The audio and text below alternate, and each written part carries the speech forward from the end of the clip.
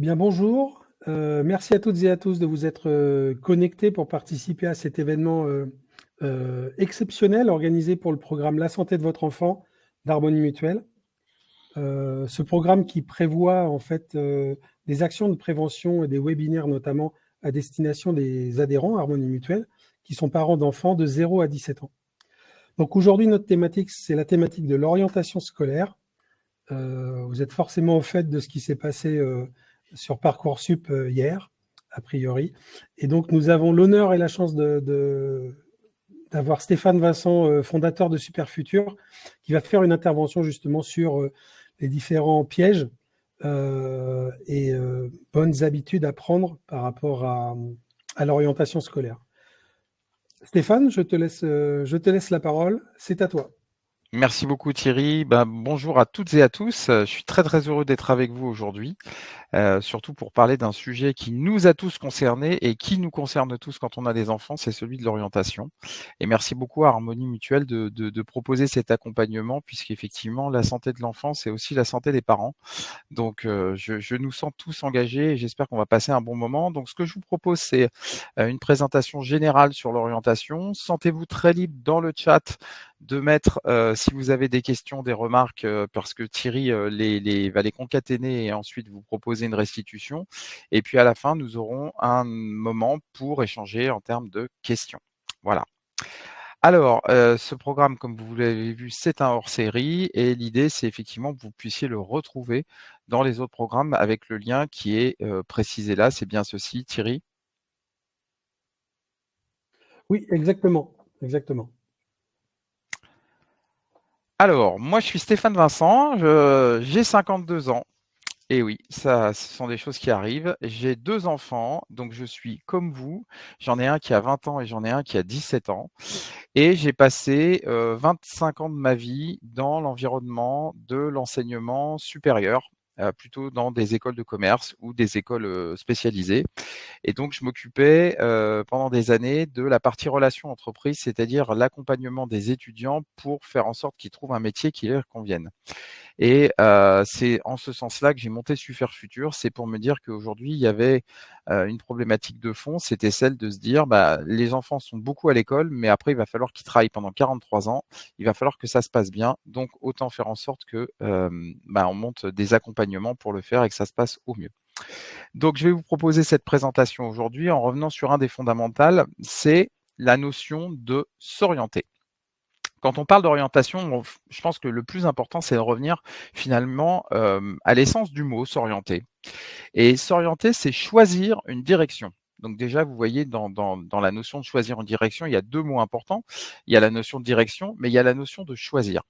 Et vous allez voir que toute la notion d'orientation, elle commence à partir de ce moment-là. La deuxième chose, c'est surtout comparer plusieurs possibilités. Alors, quand je vous dis comparer plusieurs possibilités, vous avez tous dans votre entourage, ou que ce soit vous ou vos enfants ou des enfants que vous connaissez, des enfants qui vous disent: «Je sais exactement ce que je veux faire». Alors c'est très bien, mais ça s'appelle une intuition. S'orienter, c'est comparer. Ça veut dire déjà avoir exploré plusieurs possibilités et vous allez vous apercevoir que souvent dans l'orientation, on oublie d'avoir plusieurs possibilités. Donc ça, c'est la deuxième chose qui reste importante et qui va de toute manière être un fondamental.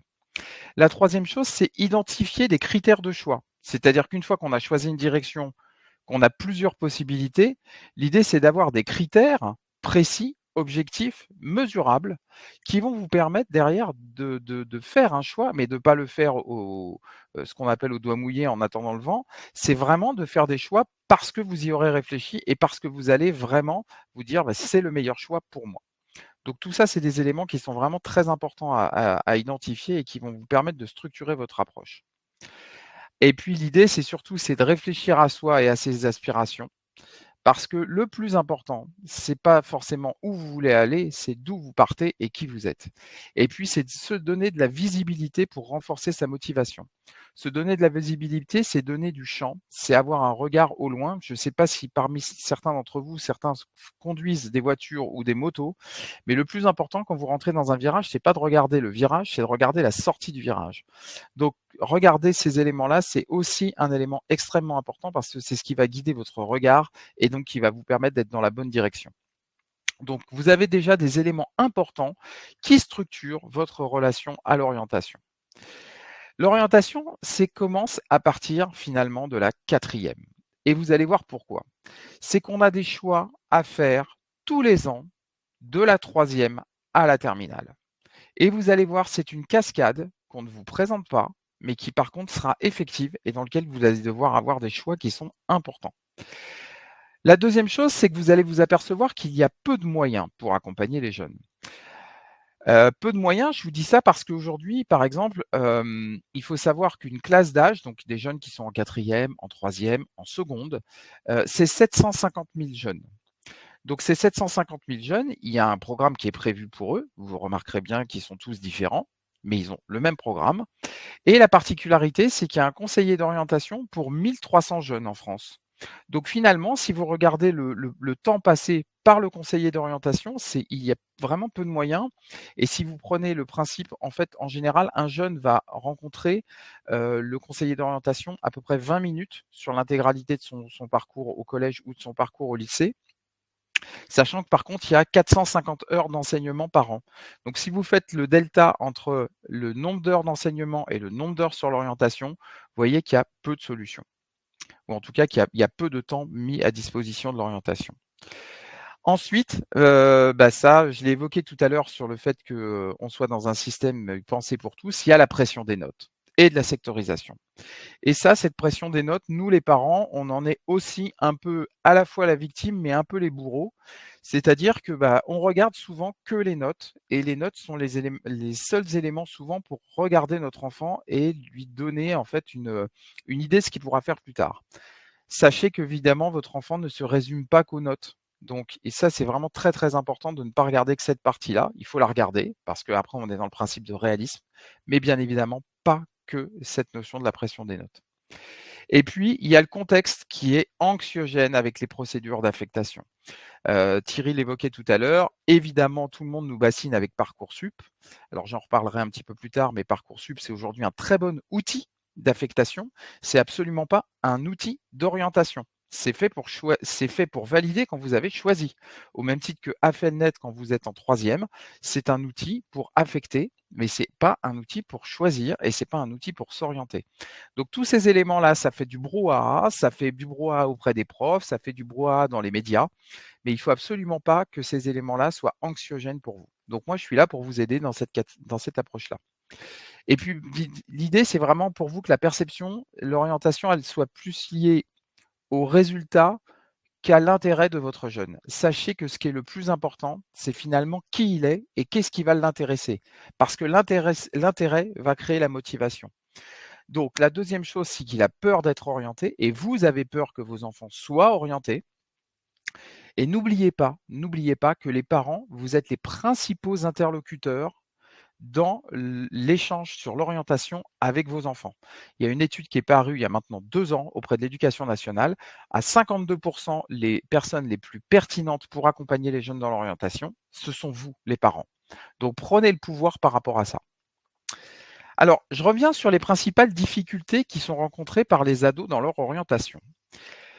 Tout à l'heure, on a parlé de champ, on a parlé de vision, on a parlé d'y voir plus clair, mais vous regardez bien la manière dont l'orientation se fait. Malheureusement, elle se fait étape par étape et non avec une vision. Donc, ça veut dire que tous les ans, on regarde l'année d'après, mais on ne regarde pas au loin. Et un petit peu comme quand vous partez en vacances, j'ai envie de vous dire, regardez plutôt la destination plutôt que la compagnie aérienne. Parce que souvent, quand vous regardez juste le coup d'après, vous n'avez pas de vision et vous n'avez toujours pas choisi. Et en plus, vous n'avez pas d'élément de motivation. Par contre, quand vous avez une vraie motivation, que vous avez une vraie vision et que vous savez où vous allez, ça va vous donner la possibilité d'avoir des choix et surtout peut-être de passer certains caps, de tirer des bords, comme on dit en voile, mais en tout cas d'y voir beaucoup plus clair. La deuxième chose, et ça, nous, les parents, nous, les adultes, les médias, ils sont responsables aussi, il y a une vision qui est beaucoup trop négative du monde du travail et des métiers. Je vous donne un exemple tout bête. Souvent, le soir, quand on rentre du boulot, la première chose qu'on raconte quand on parle de notre travail, c'est tout ce qui s'est pas bien passé. La réunion, machin qui n'a pas été sympa, le collègue qui nous a fait un petit coup. En fait, je dis pas qu'il faut pas parler de ces points-là, mais il ne faut pas parler que de ça.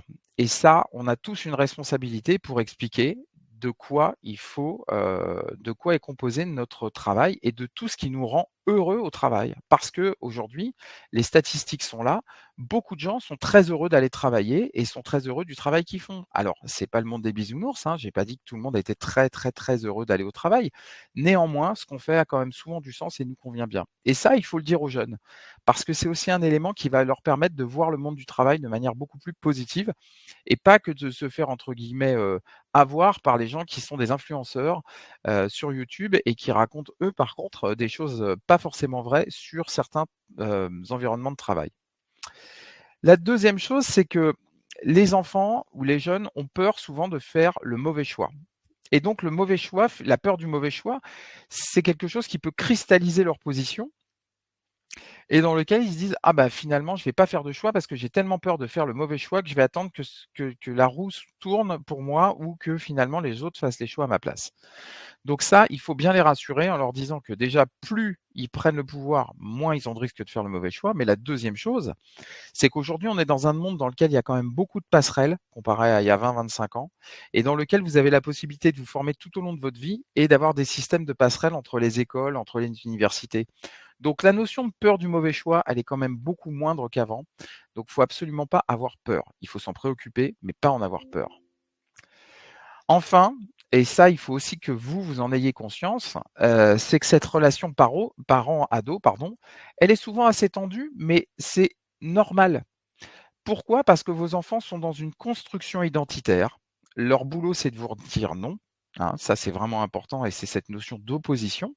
Ils sont en train de se construire et c'est face à vous, c'est en confrontation avec vous. Donc ça, c'est normal, c'est structurel et eux, ils ont besoin aussi de revendiquer leur autonomie. Donc votre boulot, vous de parents, c'est de les aider à devenir de plus en plus autonomes et donc il faut savoir que cette relation, elle est pas, toujours, comme un long fleuve tranquille. Elle va être chahutée, elle va être un peu mouvementée, mais plus derrière vous aurez la possibilité de l'avoir préparée, de pouvoir avoir trouvé des moments d'échange, moins vous aurez des moments qui seront durs et sur lesquels vous allez, avoir des moments de crispation et des moments d'échange tendu avec votre enfant. Le plus important dans tous les éléments que vous allez avoir dans la relation avec votre ado, que ce soit sur l'orientation ou autre chose, c'est de ne jamais perdre le fil du contact. Parfois, c'est très compliqué, c'est très tendu, mais quand vous ne perdez pas le fil du contact et de l'échange, tout va s'arranger et tout peut être gagné. Alors, attendez, tac. Donc, comment bien se préparer à choisir son orientation? La première chose, je reviens, c'est bien de réfléchir à soi et de se poser les bonnes questions sur qui je suis, comment je fonctionne, qu'est-ce qui va m'inspirer et finalement, quel sera mon avenir. La deuxième chose, c'est surtout d'aller explorer et de sélectionner. Explorer, ça veut dire que les stages, les rencontres, les partages, la curiosité, ça va être les éléments les plus importants parce que vous allez de plus en plus avoir la possibilité de la réalité du monde du travail et pas juste d'une image. Et puis sélectionner parce que quand vous avez 3, 4, 5 expériences, ça va vous donner la possibilité de les hiérarchiser. Et ça, souvent, c'est ce qui n'est pas fait. La troisième chose, ce sera, comme je viens de le dire, comparer et hiérarchiser, parce que plus vous allez hiérarchiser, plus d'un seul coup, vous allez voir les possibilités et surtout ce qui vous plaît réellement. Se confronter. Se confronter, je l'évoquais tout à l'heure dans les stages. Un très bon stage, par exemple, peut être un stage dans lequel vous avez des choses qui vous conviennent, mais un très bon stage peut être un stage dans lequel, à la fin, vous dites: «Ah, j'ai détesté ça. C'était vraiment quelque chose qui ne m'a pas du tout convenu». Et donc, le plus important, c'est très, très important, c'est vraiment de se confronter et d'aller voir la réalité d'un métier. Enfin, c'est de sécuriser ses choix. Donc la sécurisation des choix, on va le voir, ça se fait au fur et à mesure. Mais vous allez voir qu'en sécurisant votre choix, vous allez penser à un plan A, à un plan B et à un plan C. Le plus important, c'est d'éviter le plan T. Donc ça, c'est vraiment, très, très important de sécuriser ses choix et plus vous avez une connaissance des écoles, du travail que vous pouvez faire, plus derrière, vous avez la possibilité de les explorer en amont, de travailler et donc du coup, d'arriver avec, par exemple, sur Parcoursup, des choix vraiment réalistes et dans lequel vous aurez de toute manière vos choix à la fin. Donc, il faut vraiment que vous preniez ce sujet en main pour éviter absolument d'être orienté.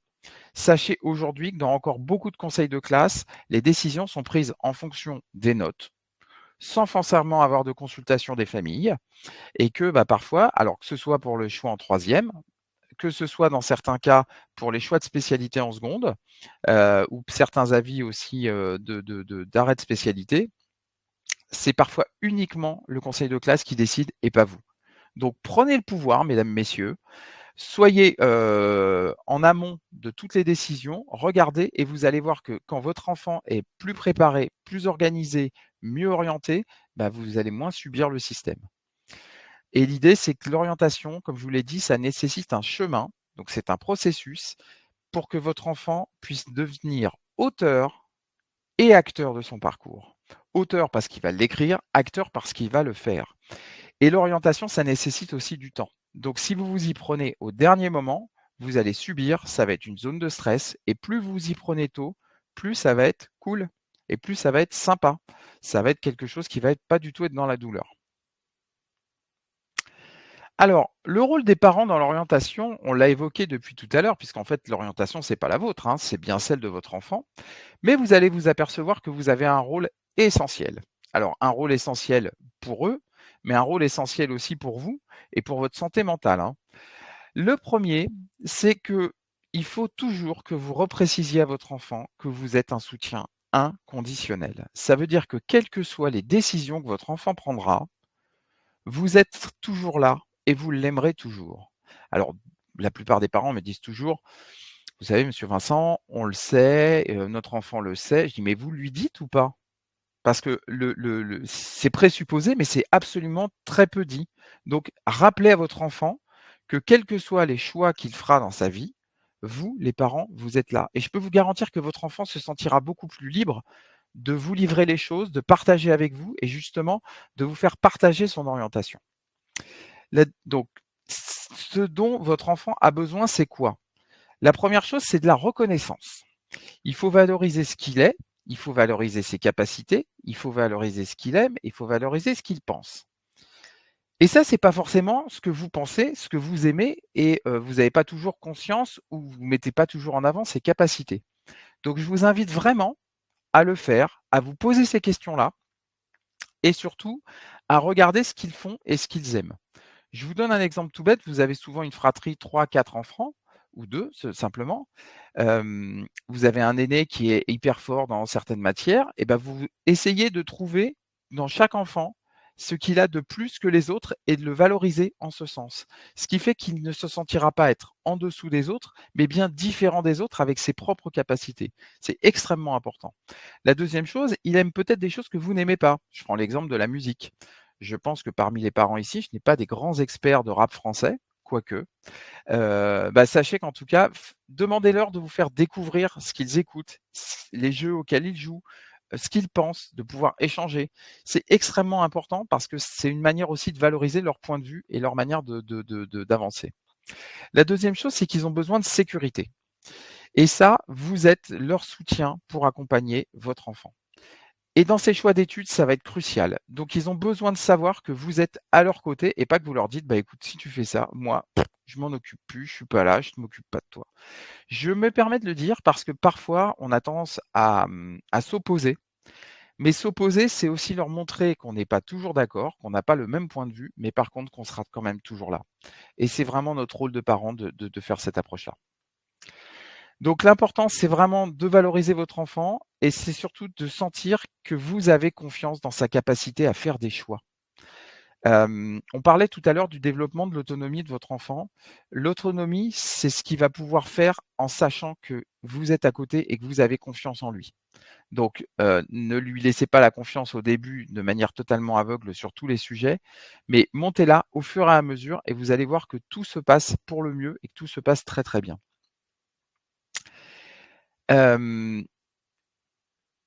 Ce qu'il faut dans cette approche-là, c'est quoi? C'est le valoriser, on l'a vu, c'est lui donner les moyens et du temps nécessaire pour apprendre à choisir. Je reviens sur la notion des moyens et du temps. Les moyens, c'est la possibilité d'aller explorer plusieurs environnements. Donc c'est le fait de lui dire, bah, n'hésite pas à me poser des questions, n'hésite pas à poser des questions aux gens de l'entourage, pour, parler de métier. Et puis la notion du temps. Alors je reviens sur cette notion du temps parce qu'effectivement, il faut prendre le temps et le temps, bah, plus on s'y prend tôt, mieux c'est. Mais il y a aussi les moments. Alors les moments, en ayant échangé avec pas mal de parents, dans les familles, je m'aperçois qu'il y a un moment qui revenait souvent, c'était l'engueulade du dimanche en fin d'après-midi, après que les devoirs aient été faits, que tout était fait, en disant: «Et alors pour ton orientation, tu en es où? Est-ce que tu as rempli? Est-ce que tu as fait un CV? Est-ce que» et en fait, c'est un moment extrêmement anxiogène qui va passer pendant 10 minutes et dans lequel tout le monde, va repartir sur ses positions. Donc prenez le temps d'échanger avec votre enfant, prenez le temps de se dire: «On va regarder, on va avoir du temps».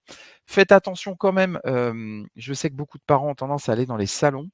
Je vous déconseille d'aller dans les salons, dans un premier temps, si vous n'avez pas d'idée précise. Pourquoi? Parce que vous allez vous retrouver dans un environnement dans lequel déjà ne seront présentes que les écoles qui ont payé pour être présents dans le salon, donc vous n'aurez pas toutes les écoles, mais une seule vision. Et puis la deuxième chose, c'est que vous serez dans un environnement dans lequel les gens sont là pour vous séduire et pas forcément pour vous repartir de votre enfant. Donc vous allez souvent ressortir beaucoup plus déstabilisé qu'en y arrivant, tout en ayant une envie de se dire: «Bah, il faudrait qu'on ressorte avec des idées». Donc attention, les salons, c'est très bien quand vous avez une idée déjà extrêmement précise. Par contre, n'hésitez pas à aller voir les journées portes ouvertes qui, elles, sont beaucoup plus pertinentes. Ensuite, intéressez-vous à ses envies, à ses aspirations, souvent nourries dans l'extrascolaire. Donc le plus important souvent dans vos enfants, c'est pas ses notes. En fait, c'est ce qu'il fait quand il est pas à l'école. Et c'est des éléments qui vont vraiment être importants parce que ça révèle sa personnalité, c'est-à-dire quand il a le temps, qu'est-ce qui va faire qu'il mobilise son temps, son énergie et justement toutes ses capacités à destination d'un projet. Alors ça peut être le sport, ça peut être l'artistique, ça peut être tout simplement partager avec ses amis. Je vous parlais tout à l'heure de l'enjeu du choix, mais il faut vraiment le rassurer en lui disant: «Plus tu t'y prends tôt, mieux ça va se passer, mais t'inquiète pas, on est là et on va le choisir ensemble» et surtout le soutenir dans sa démarche, c'est-à-dire que si la démarche est bien pensée, bien faite, vous êtes à ses côtés et vous allez l'aider. Le rôle des parents, alors sur les conseils pratiques, je vous ai tout à l'heure dit que le plus important, c'était d'ouvrir un espace de dialogue et de ne jamais le refermer. Donc ça, ayez-le en place. Mais il y a des petits tips en plus. La première chose, c'est d'anticiper pour éviter de précipiter le choix. Plus vous vous y prenez tôt, moins vous allez vous faire cueillir et plus vous serez entre guillemets, à l'aise pour votre enfant et aussi pour vous. La deuxième chose, c'est qu'il faut absolument le rassurer. Sur tous ces choix, ils ont tendance à avoir peur, du coup, ils vous en parlent pas et comme ils vous en parlent pas, bah, du coup, ça arrive au dernier moment. Donc plus vous le rassurez, ça se passera bien. La troisième chose, c'est évitez-vous de trop vous projeter. Alors trop vous projeter, ça veut dire quoi? Ça veut dire que vous avez une idée des métiers pour votre enfant ou vous avez une idée des métiers de réussite et souvent, c'est un biais cognitif que vous avez projeté sur votre enfant, mais c'est aussi un biais que vous projetez sur votre propre réussite en tant que parent. Donc dites-vous bien que être des bons parents, c'est pas forcément avoir un fils qui est, dans une profession dans laquelle vous avez rêvé. C'est peut-être le fait d'être des parents qui accompagnent leur enfant à devenir heureux et justement à faire ce que lui pourra, ne jamais regretter tout au long de sa vie. Donc évitez de trop vous projeter, posez-vous ces questions-là, parce que c'est quand même assez important et c'est souvent un biais cognitif qu'on a. Restez bienveillant, ça je pense que vous l'êtes a priori, mais c'est important de le rester parce que parfois on a tendance à quand on est un peu vexé sur certaines choses qui ne nous conviennent pas, à être un peu trop exigeant. Évitez de trop focaliser sur les notes, je vous l'ai déjà dit tout à l'heure, mais vous allez voir que les notes, c'est la seule grille de regard et quand on ne regarde que les notes, finalement, on oublie tout le reste et c'est le reste qui va permettre de créer la motivation, qui va permettre de remonter les notes. Donc si vous regardez que les notes, au bout d'un moment, ça va vous crisper et crisper votre enfant. Informez-vous sur les cursus et les métiers. Plus vous êtes informé sur les cursus et les métiers, vous, en tant que parent, plus vous allez pouvoir accompagner votre enfant, plus vous allez pouvoir le rassurer, plus vous allez pouvoir vous-même être au clair sur ce qu'il va choisir ou ce qu'il peut choisir. Si vous ne vous informez pas, vous allez subir. Et le pire quand on subit, c'est qu'effectivement, bah, c'est le stress parce que vous aurez beau mobiliser tout ce que vous savez, vous ne m'avez pas maîtrisé. Et ça, c'est extrêmement anxiogène. Faites attention à vos représentations et vos représentations de réussite. J'ai été encore il n'y a pas très longtemps dans un dîner dans lequel il y avait des parents qui disaient: «Mon fils, il fait telle école. Ah ouais, mais moi, c'est mieux, mon fils ou ma fille, il fait telle école». Rentrez pas dans ce jeu-là. Les représentations, il n'y a pas de bon et de mauvais métiers. Il y a des personnes à la bonne place et des personnes à la mauvaise place, et des personnes heureuses dans leur environnement de travail et des personnes extrêmement malheureuses. Donc posez-vous les bonnes questions sur les représentations et essayez aussi peut-être de leur donner une représentation positive de vos métiers. Et le jeu des post-it. Alors, je vais vous proposer, mesdames, messieurs, de faire un jeu. Je pense que vous avez toutes chez vous des post-it. Et je vais vous inviter à faire un jeu que je fais avec les parents que nous accompagnons chez Superfutur depuis maintenant plusieurs années et qui fonctionne très bien. C'est que vous allez prendre un bocal et tous les soirs, quand vous allez rentrer du boulot, vous allez écrire quelque chose de positif qui vous est arrivé dans la journée. Alors, évidemment, l'idée, c'est de les mettre dans le bocal, de ne pas les regarder et le week-end, de le prendre avec vos enfants, de ressortir les points et juste de raconter l'anecdote de ce qui s'est passé de positif dans votre environnement de travail. Ça a 2 vertus. La première, c'est que ça vous permet de parler de votre environnement de travail avec vos enfants, mais de manière un peu ludique. La deuxième chose, c'est que ça va permettre à vos enfants de comprendre que l'environnement de travail qui vous prend autant de temps vous apporte aussi des éléments de satisfaction. La troisième chose, c'est que ça va vous redonner vous-même la pêche le lundi, parce que vous allez vous apercevoir que finalement, dans une semaine de travail, vous faites des trucs hyper positifs. J'ai pas dit que positifs, mais hyper positifs, et tout ça vous donnera la pêche. Donc ça, c'est des éléments qui sont hyper importants et qui fonctionnent très bien et qui permettent surtout d'amener un espace de dialogue avec vos enfants. Alors, je reviens sur les choix, je vous les ai précisés tout à l'heure. À partir de la troisième, vous rentrez dans une cascade de choix tous les ans. Et les choix sont cruciaux. En troisième, vous avez, alors déjà de la quatrième à la troisième, vous allez avoir les éléments de choix qui vont permettre de choisir le stage. En troisième, vous allez avoir le choix du lycée et le choix de la filière. Ensuite, à la fin de la seconde ou même au milieu de la seconde, vous allez devoir les choix de spécialité pour le bac. À la fin de la première, vous avez encore la validation des choix de spécialité puisqu'il ne doit rester sur les 3 spécialités que 2 spécialités pour la terminale. Et en cours de terminale, vous allez avoir le choix des études post-bac. Donc vous voyez bien que vous rentrez dans une machine à laver dans lequel on va vous solliciter en permanence tous les ans sur tous ces choix. Donc soit vous les regardez à chaque année le choix que vous allez devoir faire, soit vous essayez de prendre du champ et d'avoir une vision beaucoup plus large, de telle sorte que finalement, quand vous avez une vision du choix des études post-bac, ça va engendrer le choix des spécialités de terminale, le choix des spécialités de première, le choix du lycée et finalement même parfois le choix du stage de troisième. Donc regardez bien tous ces éléments-là parce que c'est vraiment ce qui va vous arriver ou ce qui vous arrive aujourd'hui. Les enjeux de l'orientation dans le secondaire, c'est quoi? C'est d'identifier le parcours le plus adapté à ses envies, à ses projets.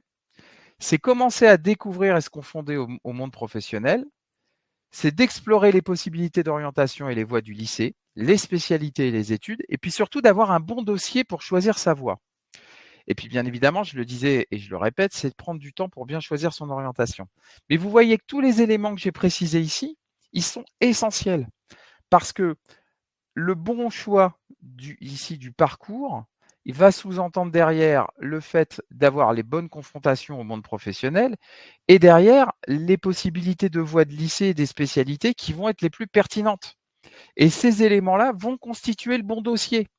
Donc vous voyez que finalement, vous construisez la maison, mais le plus important dans la maison, ça restera toujours les fondations. Donc l'école va vous proposer de construire les murs, mais moi je vais vous proposer surtout de construire les fondations. Alors, je reviens sur les familles de bac et je voulais vous faire un petit focus sur les 3 grandes familles de bac. Souvent, les familles de bac sont assez peu connues. Beaucoup de gens pensent que la seule voie qui existe, c'est la voie générale, mais vous allez voir que ce n'est pas le cas. La première voie, c'est la voie professionnelle. Alors, la voie professionnelle, elle est rassemblée aujourd'hui autour de grandes familles. Donc, je vous les ai mis ici. On va de la construction, la gestion administrative, l'industrie graphique, la relation client, l'alimentation, l'aéronautique, l'hôtellerie-restauration. Bref, vous avez en tout une centaine de bacs en France Et sur ces 100 bacs en France, ils sont administrés par voilà, des grandes thématiques que vous retrouvez ici. Donc là, c'est un bac qui va se constituer en général en 3 ans, que vous allez pouvoir faire soit dans un lycée traditionnel, soit dans un centre de formation aux apprentis, qui n'est pas du tout la même approche, mais qui en tout cas donnera la possibilité de préparer le même bac. Il faut savoir que la la voie professionnelle en France, c'est 26% des bacheliers et c'est un taux de réussite de 82%. Donc c'est quelque chose qui est quand même extrêmement important en France. La deuxième chose, c'est que ce sont des personnes qui sont formées pour travailler. C'est-à-dire que normalement, à la fin du bac professionnel, vous êtes censé travailler. Aujourd'hui, on voit que dans pas mal de cas, on a la possibilité de poursuivre en BTS notamment, très peu sur les autres filières, très clairement. Mais aujourd'hui, la vocation première, c'est vraiment d'apprendre un métier, un travail. Et vous avez à la fois des métiers qui sont assez traditionnels, mais vous avez aussi des métiers d'exception et des métiers d'art qui sont proposés dans certains lycées, dans lesquels parfois vous n'avez que 25 ou 30 places dans l'intégralité du territoire français. Donc regardez bien ces métiers-là si vos enfants sont déjà orientés ou en tout cas veulent aller sur ces métiers-là, parce qu'aujourd'hui, ce sont des métiers qui sont de plus en plus plébiscités, en attente, notamment sur les métiers de l'artisanat. La deuxième filière, qui est souvent assez méconnue, c'est la filière du bac technologique. Et là, on va rentrer sur en fait des propositions qui sont faites pour aller sur un bac qui n'est pas fait en général pour travailler, mais qui est fait pour poursuivre des études, souvent des études courtes, mais de moins en moins, vous allez voir aussi, et qui propose de rentrer non pas dans le bac général, mais avec déjà une première teinte. Donc vous avez la partie des industries et du développement durable, du design et des arts appliqués, management et gestion, la santé sociale, le laboratoire, théâtre, musique, hôtellerie-restauration, et puis agronomie et sciences du vivant. Donc vous voyez que tous ces éléments-là sont extrêmement importants. C'est 20% des bacheliers en France, avec un taux de réussite de 90%.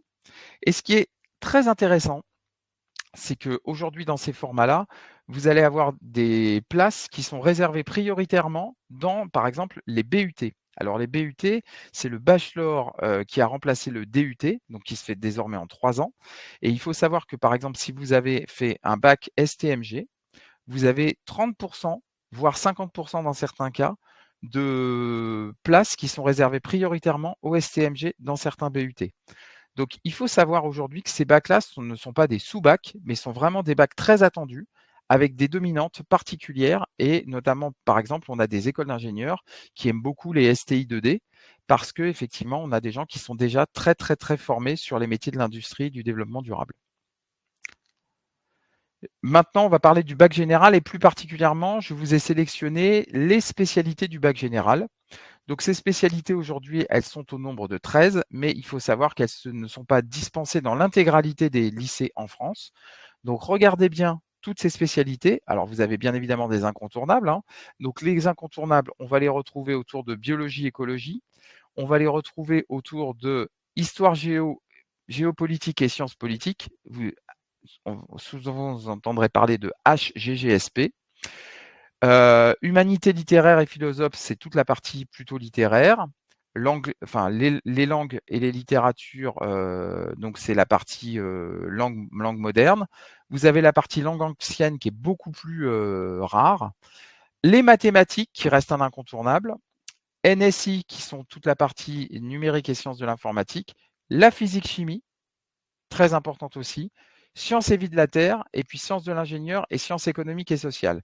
Donc, le best-of reste sciences économiques sociales, sciences et vie de la Terre, physique, chimie, numérique, sciences et informatique, mathématiques, langues étrangères, humanité, littérature et philosophie, et puis histoire géo. Les autres sont beaucoup plus rares et beaucoup plus sur des projets vraiment spécifiques.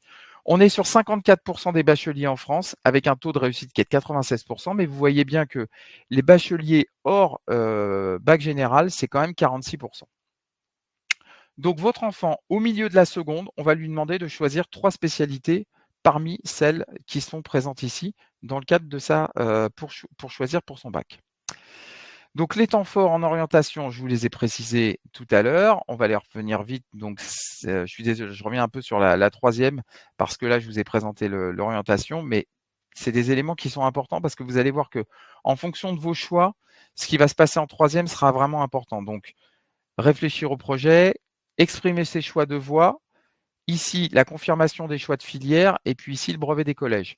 Je reviens pourquoi là-dessus. Vous voyez que si vous avez un projet qui est très particulier, le choix du collège va dépendre parfois de ce que vous avez comme spécialité qui est proposée dans le lycée.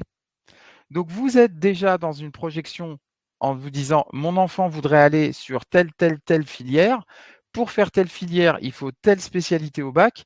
Et bien parfois, c'est ce qui va engendrer ici le choix du lycée. Donc c'est vraiment très important d'avoir une vision parce que dans certains cas, si vous ne choisissez pas le bon lycée, vous ne pourrez pas faire certaines choses. Je vous ai mis aussi ici un petit rapide descriptif du mode de fonctionnement du baccalauréat actuel. La quasi-totalité d'entre nous, nous avons fait le baccalauréat dans l'ancien format. Aujourd'hui, vous avez vu que vous avez 40% de contrôle continu et ici des épreuves anticipées et finales du bac qui représentent 60%, avec une particularité, c'est que les enseignements qui correspondent aux spécialités qu'on a sélectionnées sont avec un coef de 16. Donc vous n'avez pas intérêt à vous planter sur le choix des spécialités, hein. Vous voyez que ça pèse quand même énormément. Et sur le RED, vous avez des coefficients qui sont quand même très importants, dont le grand oral, qui est ici sur des coefficients qui sont entre 10 et 14 en fonction de si vous êtes en voie générale ou pas.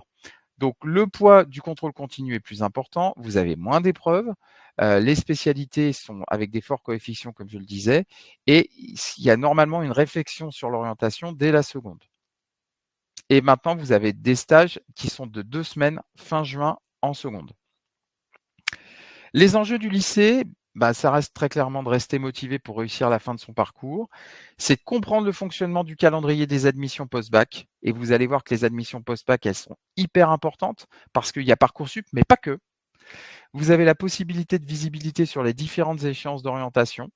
Et c'est surtout de prendre son temps pour bien choisir son parcours. Donc prendre son temps, ça veut dire s'y prendre le plus tôt possible parce que vous avez des choix, mais c'est aussi d'affiner son choix pendant les 3 années du lycée. Je vous ai remis ici une petite frise qui vous montre que à partir du début de la première, quand vous avez vos choix de spécialité, c'est le début ici de votre bulletin qui va compter pour Parcoursup. Donc votre début de ce qu'on appelle le dossier va commencer ici en début de première. Ici, en mai, vous avez les choix des 2 spécialités que vous allez garder en terminale. Et ensuite, vous avez la dégringolade de Parcoursup qui arrive. Donc, c'est le 20 décembre, l'ouverture, la saisie des vœux en janvier, la clôture du dossier de Parcoursup qui se fait au mois d'avril, les premiers résultats et les admissions qui tombent au mois de mai et les résultats du bac qui tombent le 8 juillet. Donc, vous voyez bien que le résultat du bac, finalement, ne sert pas à grand-chose. Tous les éléments d'admission sont faits avant, hein. Par contre, si vous n'avez pas le bac, vous ne pouvez pas jouer pour la suite. Donc, il faut quand même le savoir. Je vous ai mis un petit décryptage très simple de Parcoursup. Parcoursup, ce n'est qu'un outil d'affectation des élèves dans l'enseignement supérieur. Si vous n'avez pas de stratégie, ça va être compliqué. Si vous avez une stratégie et que vous savez où vous allez, ça va être un jeu d'enfant pour vous et votre enfant. Donc, je vous garantis que plus vous allez préparer, plus Parcoursup va être facile. Donc, vous avez la possibilité d'émettre plusieurs vœux d'études avec des réponses obtenues pour chaque vœu. Il n'y a pas de hiérarchisation. Vous avez le droit de mettre 10 vœux et 20 sous-vœux. Sachez que vous aurez une réponse sur l'intégralité de vos vœux et de vos sous-vœux. Les réponses seront très simples. Ce sera vous êtes pris, vous êtes en attente ou vous n'êtes pas pris. Si vous êtes pris dans 5 établissements, on vous demande de ne garder qu'un seul vœu. Et ceux dans lesquels vous êtes en attente, dès que ça va arriver et que vous allez avoir une réponse qui est que vous êtes pris ou vous n'êtes pas pris, à ce moment-là, vous allez avoir entre votre choix dans lequel vous avez déjà répondu oui et le nouveau qui était en attente, vous avez 2 jours pour répondre lequel vous gardez. Mais vous allez voir, c'est une mécanique qui est très simple et quand vous avez bien préparé et hiérarchisé, tout se passe bien. Donc l'important, c'est ça. Vous avez ensuite une lettre de motivation qui sera faite par établissement, l'évaluation de votre dossier avec les bulletins scolaires première et terminale, et puis les éléments extrascolaires que vous fournirez. Et attention, il y a des accès qui sont très sélectifs et des filières qui sont en tension. Donc, PASS, c'est tout ce qui est partie médecine, psycho, STAPS, droit. Il faut savoir que vous êtes dans des environnements qui sont très sélectifs. Il y a beaucoup de demandes. Il faut savoir aujourd'hui que sur Parcoursup, il y a 500 000 jeunes qui continuent en supérieur. Donc, attention, sur des filières sélectives, quand il y a 60 places, c'est 60 places, mais il y a 500 000 jeunes. Les conseils pour bien réussir, c'est commencer à se projeter sur des pistes de métier le plus tôt. Comme je vous l'ai dit, plus vous savez où vous allez en vacances, plus vous allez arriver à choisir le plus tôt les bons avions ou le bon train et avoir les meilleurs prix. Et là, c'est exactement la même chose. Plus vous y prenez tôt et plus derrière vous y verrez clair, vous allez choisir les bons éléments. Explorez surtout les cursus en lien avec les projets de votre enfant et évaluez la faisabilité. J'ai des parents qui me disent: j'ai ma fille qui veut rentrer à Sciences Po Paris. Alors, je dis pas que c'est pas possible, je dis juste qu'il y a pas beaucoup de place et qu'il y a énormément, plusieurs milliers de personnes qui veulent y entrer. Donc, c'est pas impossible, mais pensez bien à des plans B et des plans C et regardez bien, à un moment, regardez bien aux choses qui sont quand même les plus pertinentes. Donc, vous avez la possibilité de voir les spécialités, surtout les taux d'accès sur Parcoursup et ça, c'est très important. Sélectionnez et hiérarchisez les formations et plus vous allez faire de portes ouvertes et voir des écoles différentes, plus vous pourrez aussi y voir clair. Participez aux portes ouvertes pour voir la réalité d'une école et pas juste 1 minute 30 sur YouTube. Il faut que vous compreniez le fonctionnement des admissions post-bac et du calendrier. Dans certains cas, vous avez des formations qui vous demandent de rendre les dossiers en amont. Et ça, c'est très important d'être prêt et de regarder. Et puis surtout, dites à vos enfants de réaliser des expériences pour enrichir votre dossier de candidature. Plus il aura de choses à raconter, à dire, à faire, à exprimer, plus sa candidature sera pertinente. Quelques données en clés sur l'orientation. Donc, le plus important, c'est de comprendre ses envies. Je le répète, mais c'est vraiment important. Vous aurez plus de satisfaction dans les choix d'études pour ceux qui avaient pu identifier un projet professionnel. Je vous donne un exemple. Aujourd'hui, il y a 23% des jeunes qui ont un bac plus 5 qui quittent leur métier dans les 3 premières années parce qu'ils n'aimaient pas le métier, ils ont bien aimé les études. Quand on est très clair sur un métier, en fait, les études vont vous mener correctement à ce métier et vous serez très content du choix d'études parce qu'elles vous amènent au bon endroit. Je le répète, les expériences de stage sont les meilleurs moyens de tester un métier, qu'il vous plaise ou non. J'ai encore accompagné il y a très peu de jeunes, très peu de temps, des jeunes qui allaient voir des métiers comme le métier d'avocat et qui se disaient: «Mais on met pas la robe tous les jours et on ne va pas plaider tous les jours». Non, le métier d'avocat, ce n'est pas que plaider. Dans certains cas, si vous êtes même avocat en droit des affaires, dans certains cas, ce n'est même quasiment jamais plaider. Donc, c'est aussi se confronter à la réalité d'un métier. Et puis, n'oubliez pas, vous, les parents, que vous êtes les interlocuteurs prioritaires et privilégiés de vos ados pour échanger sur l'orientation. C'est très important. Un dernier mot pour vous dire qui nous sommes, Super Futur. Donc, nous, on accompagne les enfants pour qu'ils deviennent auteurs et acteurs de l'orientation. C'est un accompagnement qui est fait sur mesure. On repart de chaque jeune, là où il habite, en fonction de son environnement, en fonction de la classe où il est, en fonction parfois même de situations de handicap que nous prenons en compte. On le fait de la 4e au post-bac, c'est-à-dire qu'on accompagne les jeunes collège, lycée, mais aussi pour les jeunes aujourd'hui qui se posent des questions sur la nouvelle orientation ou sur des changements d'orientation. Et juste vous dire aujourd'hui qu'on avait le plaisir d'avoir un taux de satisfaction des parents de 96%. Donc on a une équipe partout en France, on fait des accompagnements digitaux et on est à votre disposition pour vous accompagner et surtout répondre à toutes vos questions. Voilà, pour aller plus loin, n'hésitez surtout pas et je vous invite vraiment à scanner ce QR code, notamment parce que j'ai le plaisir de vous offrir le premier bilan et l'échange avec vous en fonction du projet dans lequel vous êtes et surtout des questions que vous vous posez. Et puis la deuxième chose, c'est de pouvoir répondre, je crois, à un questionnaire. C'est bien ça, Thierry? Oui, exactement. Alors, je vais revenir sur le coup d'avant parce que on a plein de questions, donc on va voir les questions. Et puis après, vous n'avez pas eu le temps de scanner, mais je remettrai derrière le scan, je vous mettrai le lien pour pouvoir bénéficier de cette opportunité-là. On passe d'abord par les questions parce qu'il y en avait beaucoup. Alors, j'ai fait un choix qui est peut-être qui est le mien. Alors, bon, on pensera ce qu'on voudra. Je vous demande de ne pas juger. Déjà, est-ce que vous pensez, c'est Cathy qui pose la question, est-ce que vous pensez que c'est légitime de montrer à nos enfants cette présentation-là? Alors moi, je pense qu'il faut absolument rien leur cacher à vos enfants. Et s'il y a des choses à leur montrer, c'est plutôt ce que vous avez découvert, que vous maîtrisez, que vous validez, que ce qu'eux aillent se promener sur YouTube, sur internet et trouver des choses qui sont pas toujours vraies. Donc absolument. Après, il faut pas non plus les mettre dans une situation dans laquelle vous les ficelez à une chaise et vous les obligez à regarder les slides. Oui, s'il vous plaît. N'empêchez pas vos enfants. Euh, il y avait, alors, il y avait quelques commentaires aussi sur le fait qu'il y a des stages partout maintenant, partout, tout le temps, quels que soient les niveaux scolaires, que ce soit au collège ou au lycée. Et des questions aussi des inquiétudes autour des enfants qui lâchent en cours d'année notamment. Alors, je ne sais pas si tu as des conseils à donner par rapport à ça. Alors, la première chose, s'ils lâchent, la première chose, c'est, je vous le dis, pas couper le dialogue. Quand on a un enfant qui décroche et qui lâche, en fait, on se remet quand même en cause et surtout, on se sent souvent très désemparé. Donc la première chose, c'est déjà d'essayer de comprendre pourquoi il a lâché, qu'est-ce qui s'est passé. Ça peut être parfois certains troubles psychologiques qu'il a rencontrés et la priorité, c'est de déjà remédier à cette chose-là. La deuxième chose, c'est d'essayer de voir avec le collège ou avec le lycée comment finalement vous êtes une équipe. Ça m'est arrivé, hein. Moi, j'ai eu des soucis avec un de mes enfants qu'on a fait accompagner psychologiquement parce qu'il avait subi un traumatisme. Et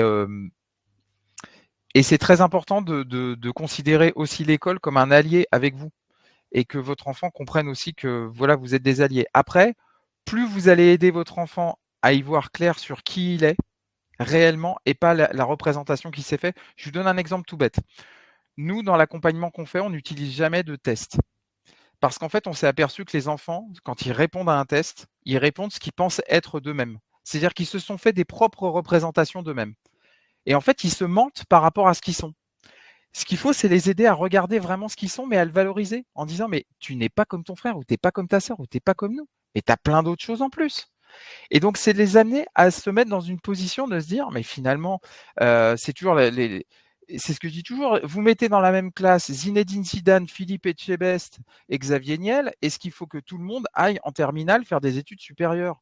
Bah, je ne suis pas persuadé. Je pense qu'il y en a un qui peut très probablement faire de la cuisine et un probablement faire du football, hein. Donc, par contre, il faut rester exigeant derrière. C'est-à-dire qu'une fois qu'ils ont trouvé leur axe et qu'on les a aidés à trouver quelque chose qui est épanouissant pour eux, je pense qu'il faut par contre rester exigeant. Et rester exigeant, c'est rester exigeant sur les horaires, rester exigeant sur la politesse, parce que ça, c'est aussi des facteurs clés de succès pour eux demain dans la vie professionnelle.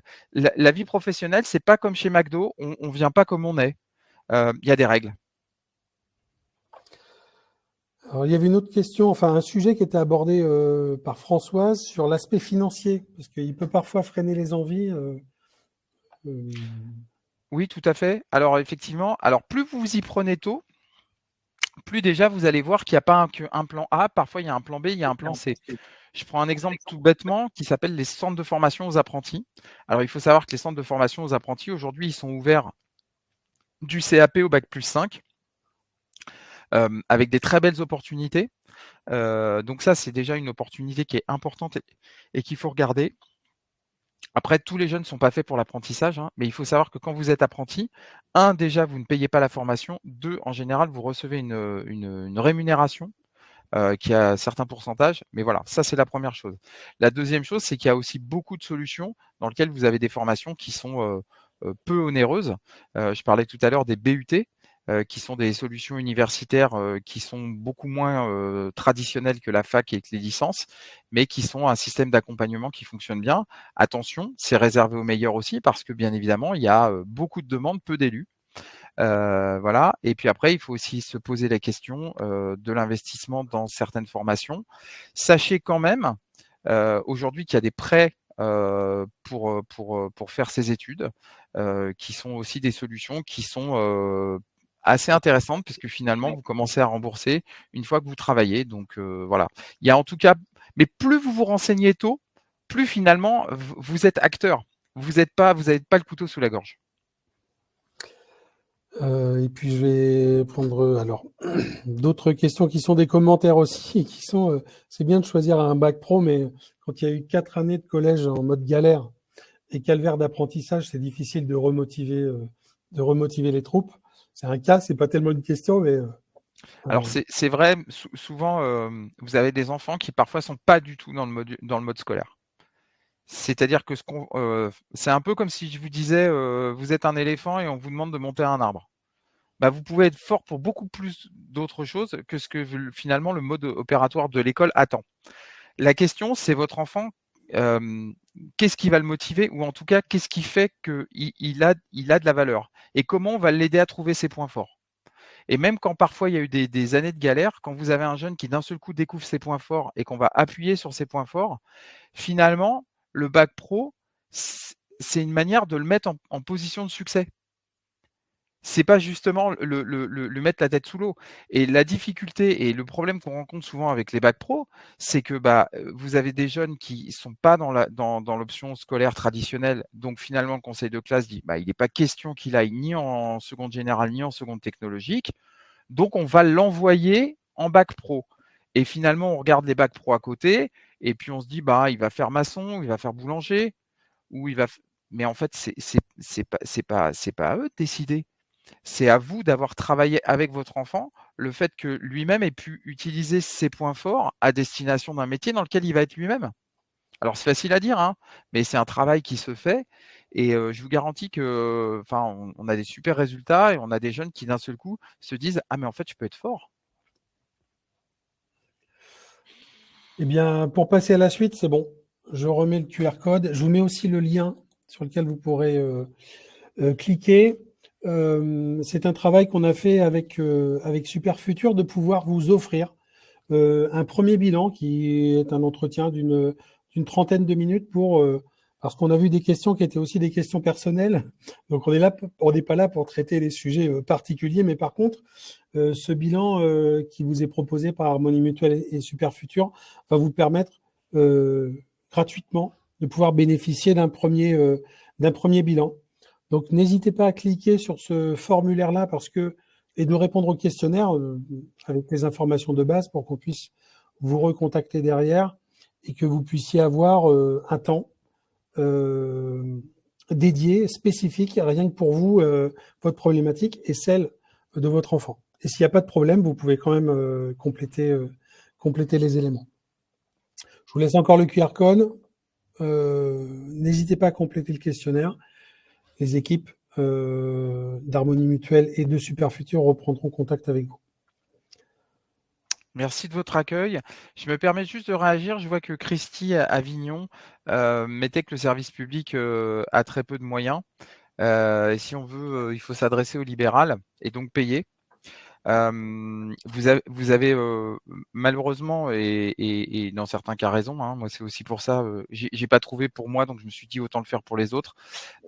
Sachez que c'est quand même un investissement et que on est capable aujourd'hui, nous tous, les parents, parfois de mettre un peu d'argent sur des baskets, de mettre sur des téléphones mobiles pour nos enfants.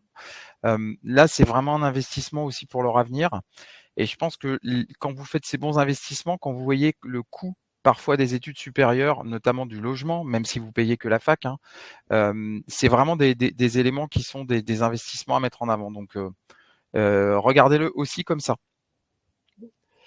Et eh bien, on va vous remercier pour votre participation active sur le chat. Je vois que ça continue encore. Vous aurez justement ce rendez-vous spécifique pour poser vos questions. On ne peut pas tout traiter malheureusement. Complétez le questionnaire satisfaction, vous allez le recevoir aussi à l'issue de ce webinaire.